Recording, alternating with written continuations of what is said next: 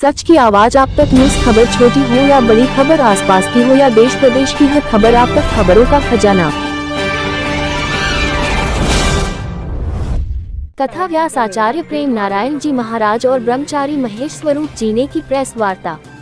विकासनगर के बूढ़ा महादेव मंदिर में सोमवार से भागवत कथा का आयोजन किया जा रहा है, जिसमें कथा व्यास आचार्य प्रेम नारायण जी महाराज और बूढ़ा महादेव मंदिर के ब्रह्मचारी श्री महेश स्वरूप महाराज जी ने मीडिया के समक्ष आकर जानकारी दी कि 22 दिसंबर से भागवत कथा का आयोजन किया जा रहा है। उन्होंने सनातन धर्म से जुड़ी कई बातें भी मीडिया के समक्ष रखी और कहा कि कल एक कलश यात्रा विकासनगर में निकाली जाएगी और भी कई बातें उन्होंने मीडिया के समक्ष रखी। आइए जानते हैं क्या कहना है कथा व्यास प्रेम नारायण जी महाराज और ब्रह्मचारी श्री महेश स्वरूप जी महाराज का। सबसे पुराना मंदिर है इस पचवाटी में। ये पहले बाबू लाइन कहलाती थी। मैं जब यहाँ आया उसके बाद में बहुत सारे कार्य पूछा कि आप होमवर्क नहीं किया गया, अब होमवर्क किया गया है और मानस विद्या के अंतर्गत एक सिलेबस तैयार हुआ है जो आपके मानस पर कार्य करता है। ये भागवत कथा में आपको बहुत सारी नई चीजें दिखाई दी। आज की इन परिस्थितियों में अगर सबसे ज्यादा कुछ गड़बड़ हुई है तो वो हुई है मानसिक। यानी मानस में तो हमने कुछ और धारण कर रखा है दिखाने के लिए कुछ। तो जो दोहरी भूमिका के अंतर्गत हम जब खड़े होते हैं ज्यादा अच्छा है एक ही भूमिका में एक स्वाभाविकता का जो होना चाहिए वो होता नहीं।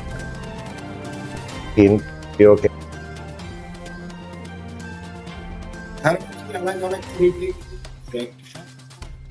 की जो प्राच्य धरोहर हमारे साथ जो जुड़ती है आज की परिस्थितियों में उसकी उपयोगिता क्या है उसी के बारे में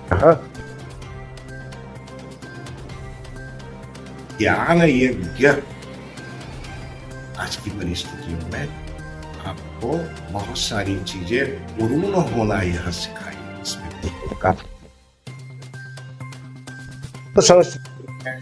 श्री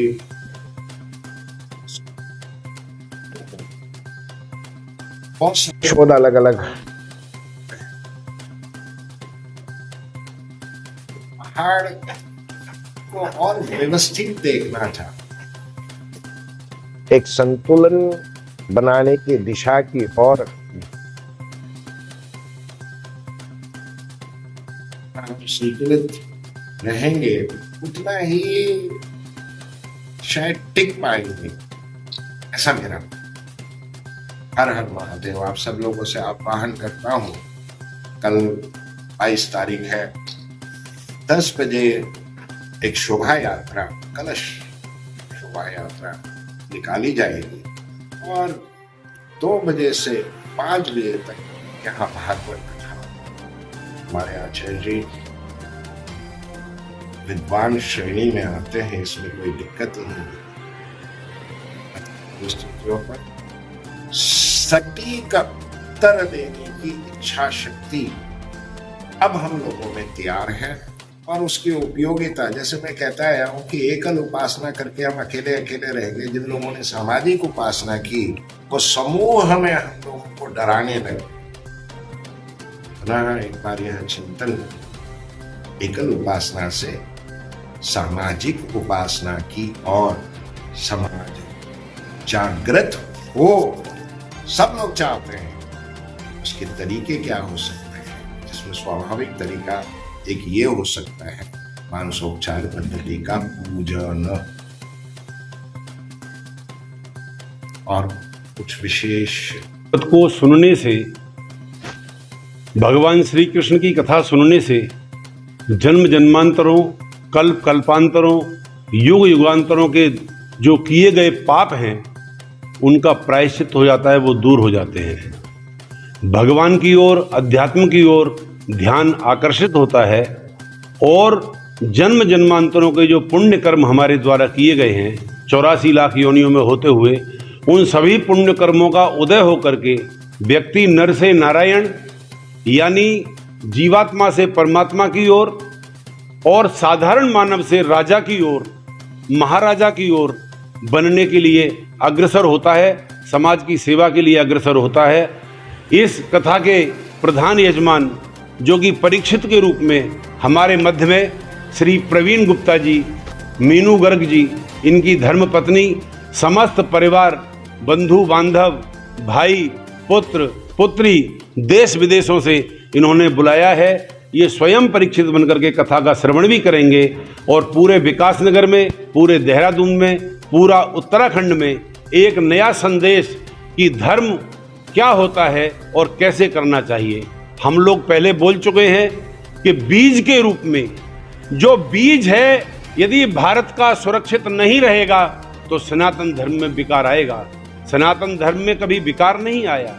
हम लोग बीजों की सुरक्षा, संतानों के संबंध, वैवाहिक संबंध, खान पान के संबंध और अध्यात्म के संबंध, श्री विद्या का मानस प्रचार साधक संघ के द्वारा, ब्रह्मर्षि महेश स्वरूप जी के द्वारा ये दिव्य प्रयास कथा का, इन्हीं सब विषयों को छुएंगे, बोलेंगे, समझाने का प्रयास करेंगे और आपकी अंतरात्मा को, सभी समस्त मानव जाति की अंतरात्मा को जगाने का प्रयास करेंगे।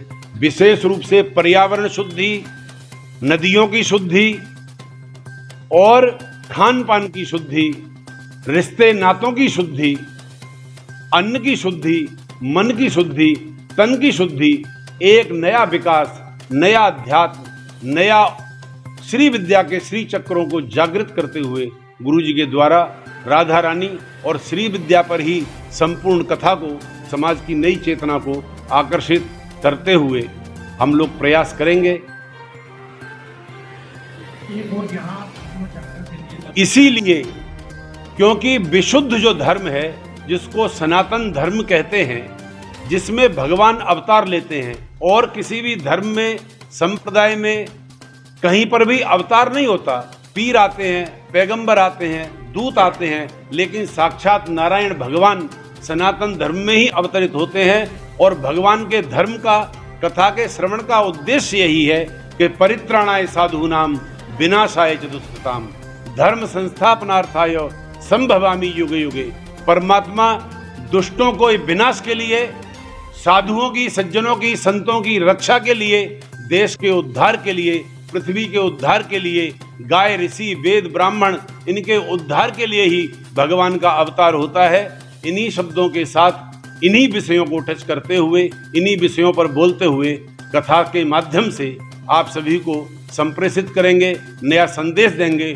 और जो आपने कहा कि पाखंडवाद बहुत से लोग कर रहे हैं, लेकिन वो ऋषि परंपरा से नहीं है, आधुनिक लोग हैं, बनाए हुए हैं, कुछ रचे हुए हैं, कुछ बसे हुए हैं, और उनके पास धनबल, बाहुबल, राजनीतिक बल बहुत ज़्यादा है।